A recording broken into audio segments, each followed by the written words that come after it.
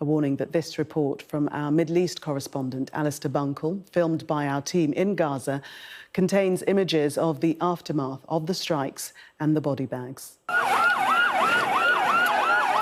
This was the absolute chaos moments after the Israeli airstrikes hit the outskirts of Rafah last night.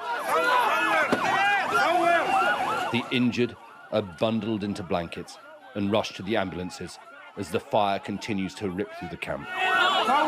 The lifeless body of one man is dragged out. He is severely burned all over from the heat.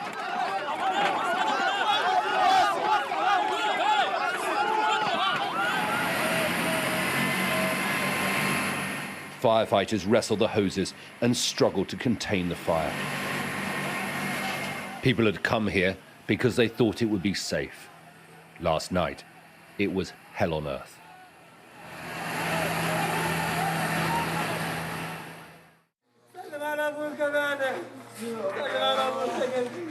There are no operational hospitals in Rafah now, and so the bodies have been collected at a small clinic.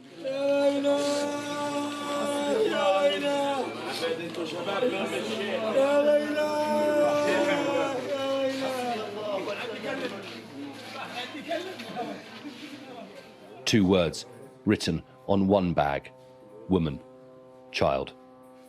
Some of the bodies are burned beyond recognition. These men are mourning their sister. She was pregnant when she was killed last night.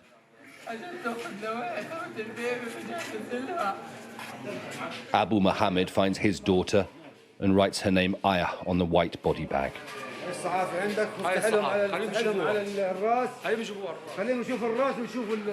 Aya was 14 years old. She was decapitated in the explosion. What remains is wrapped in the blue shopping bag. Her father can barely bring himself to look.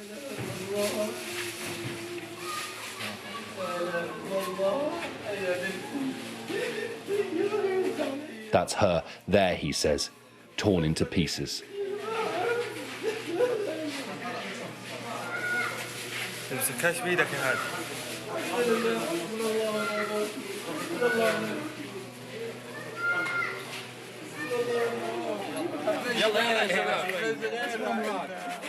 Aya's body is put into the back of a car to be taken for the funeral, squeezed in with others who will be buried alongside her. The airstrike hit a camp full of displaced Palestinians. If people didn't lose their lives, then they lost everything else. It is known that this is a displaced camp. All of these were martyrs. To be honest, it's a scene that cannot be comprehended.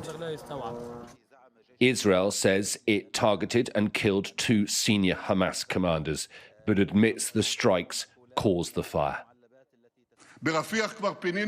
In Rafah, we have already evacuated about 1 million non-involved residents. And despite our best efforts not to harm the non-involved, unfortunately a technical failure happened last night. We're investigating the case. We will present the conclusions because this is our policy. The French President Emmanuel Macron has described the Israeli strike as outrageous. The Italian government has said the attacks are no longer justified. And the European Union hinted at sanctions if Israel continues. Benjamin Netanyahu is running out of allies. Alistair Bunkle, Sky News in Jerusalem.